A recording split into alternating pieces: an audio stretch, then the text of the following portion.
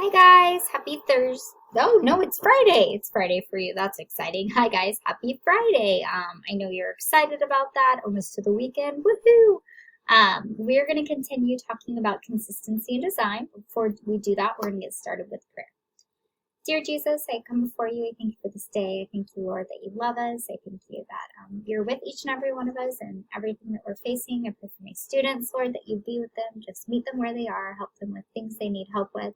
Thank you, Lord, that you love us and that you care for us. It's in your name we pray. Amen.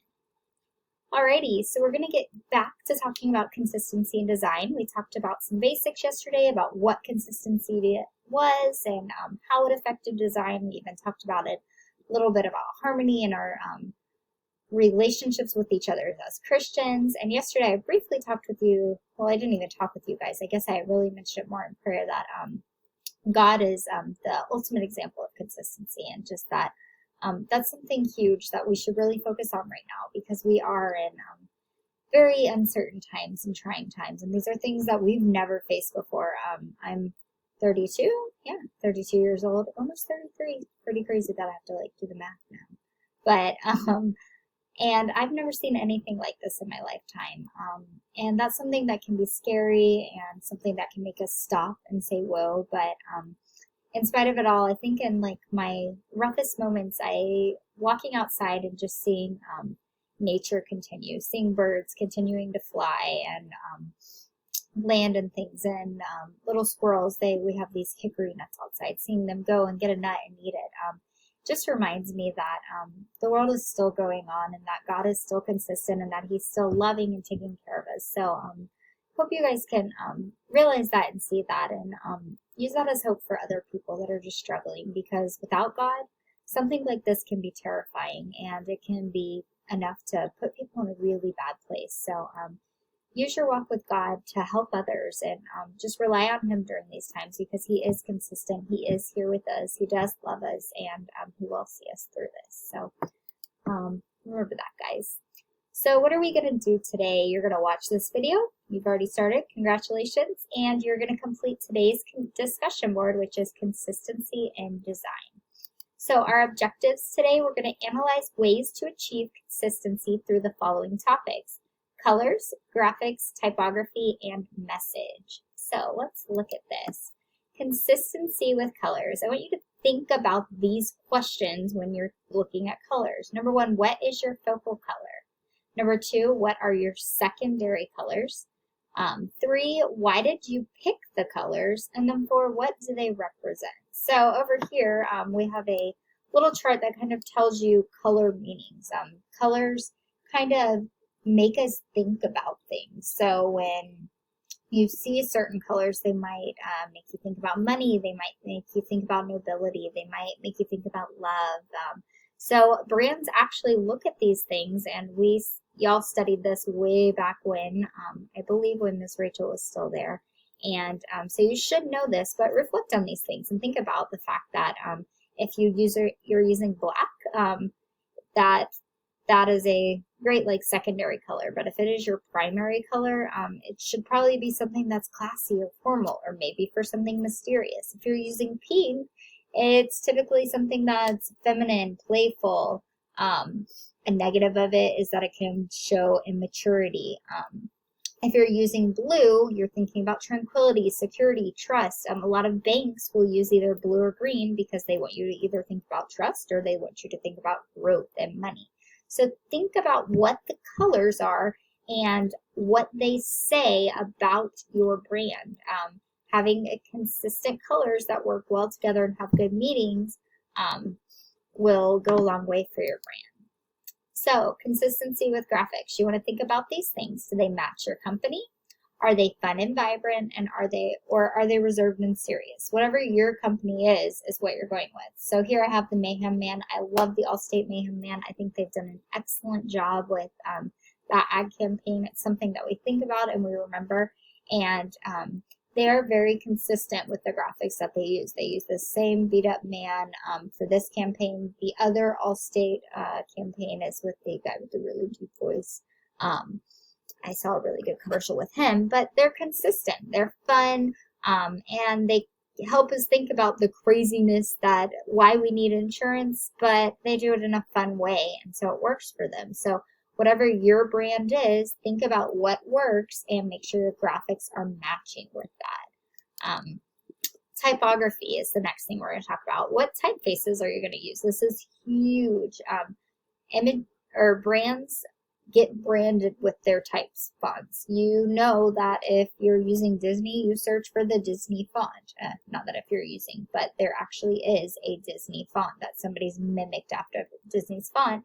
And if you were to see something else written in that same script, you still know it's the Disney font, even though it's not the original. What personality do they reflect? That typography needs to reflect your personality. So if we flip back to this Mayhem really quick, this Allstate right here, it's a very simple typeface. It is a sans serif one. It doesn't have feet, and it's just very easy to look at. This up here, it's kind of crazy, and you'll notice that it's the same and it has personality because it's reflecting that specific campaign in him, the Mayhem. But this is simplistic. So they use them and they balance well together. Their personalities work together. Think about what's going to be used for headings, so what's going to be at the top, and then what's going to be used for your body copy. Even if you look here, I have two different fonts that I'm using because they complement one another and they're meant to do that. Coca-Cola is a good example of this. They stuck with this scripty font for a very long time, and you know this font and you kind of appreciate it. It's kind of flowy, kind of like you think about the drinks, and it's something that goes well with it. I always point back to Chick-fil-A because they have the font that looks like it's a kid handwritten font. That's kind of funny and works well with them whenever they have the lovely little cows painting their signs. Alrighty, consistency with your message. What do you need to communicate? So what are you trying to get across with your message? Think about that firmness because it's very important. Do you want them to buy something? Do you want them to go somewhere? What are you trying to sell your audience? Because in advertising, the goal is always to get someone to do something and to buy into it. And then who is your audience? How do they communicate? How do they expect you to communicate? And what tone and formality do you use? So here I have two very different types of restaurants in the food industry. We have Chick-fil-A that I use all the time. Sorry, I need to be more generic or original apparently. And then we have Ruth's Chris. They both cater to a very different clientele for the most part. Those are two places I eat, but I eat there for very different reasons. When I go to Chick-fil-A, it's just because I want some Chick-fil-A. It's delicious, it's fast, it's easy. I take my kids and it's fun. When I go to Ruth's Chris, I leave my kids at home and it's typically for an anniversary or something big that I'm celebrating because it's something fun and something nice. So they're speaking to me at different points in my life. So up here we have the 40 years of saving cows. Skip beef, not breakfast. We like chicken. Yes, we do. Give chicken a chance. These are all simple messages. They're fun. They're not formally written, and that's okay because it's a funny, fun way of drawing us into that place. Whereas Ruth's Chris over here, they have an actual quote from their founder, "Life's too short to eat anywhere else," Ruth. And you know that Ruth's Chris. And down here, they have information saying that they're voted the best in Hawaii. This is obviously from one in Hawaii. But they have very different messages and they're communicating in different ways. One's very fun, one's very formal because they're from different places. So when you are having a message, you want to keep it consistent. Use the same tone, use the same formality. Different people are expecting different things. Different people communicate in different ways. So you're thinking about those type of things. So we are going to close out with this discussion board today.